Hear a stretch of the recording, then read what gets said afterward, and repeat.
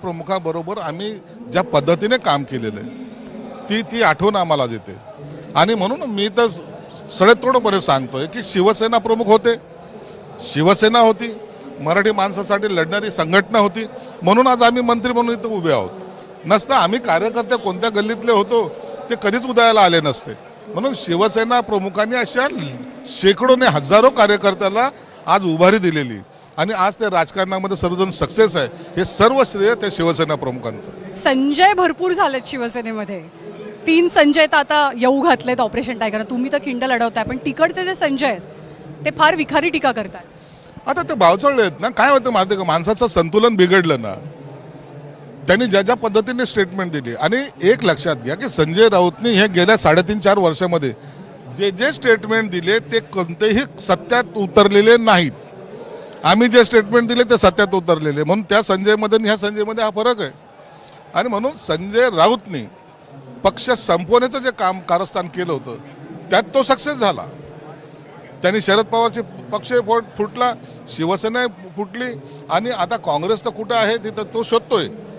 म्हणून आता सगळ्या पक्षाची नासाडी करणारा हा कपट कारस्थानी जो आहे याला आता लोक जोड्याने निश्चित मारतील. 2022 साली तुम्ही सुद्धा त्याच बोटीत होतात, मनात धाकधूक होती, एक बंड केलेलं होतं, आवाज उठवलेला होता अन्यायाच्या विरोधात.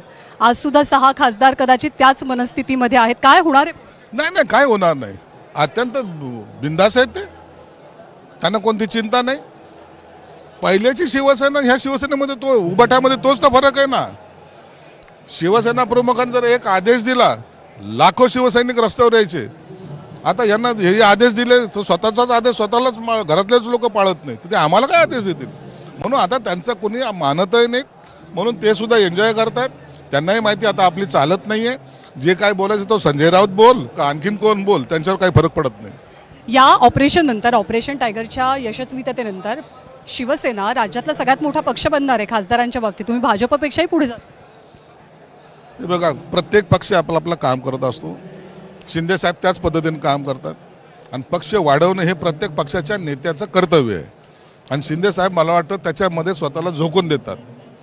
तुम्ही पाहिलं असेल, त्यांनी पक्षाला महत्त्व दिलेलं आहे, कार्यकर्त्याला महत्त्व दिलेलं आहे आणि म्हणून आज कार्यकर्ते त्यांच्या पाठीशी खंबीरपणे उभे आहेत. ऑपरेशन टायगर नंतर पुढे काय? ऑपरेशन टायगर नंतर काय, आता हे चालत राहणार. हे राजकारण हे थांबणार नाही. आता आम्ही चालत राहणार आहोत आणि हा पक्ष तुम्ही पाहाल या वर्षभरामध्ये आणखीन टॉपवर घेऊन जायचं काम एकनाथ शिंदे साहेब करतील. नगरपालिका का आमदार, मिशन कोण? मिशन आता सगळं ठरवून आपण सगळं, एवढी घाई करण्यात काही अर्थ नाही. म्हणून हळूहळू करू, पण चांगलं करू. मनापासून आभार आपले. तर संजय शिरसाट यांची प्रतिक्रिया होती की ऑपरेशन इथेच थांबणार नाहीये. महत्त्वाचं विधान त्यांनी केलं. शिवसेनेची ऑपरेशन्स अशीच पुढे सुरू राहतील. ऑपरेशन प्रगती सुरू आहे आणि त्यासाठी जितके जास्त खासदार किंवा पक्षाची ताकद वाढवण्याच्या अनुषंगानं ज्या गोष्टी गरजेच्या आहेत त्या गोष्टींच्या अनुषंगानं वाटचाल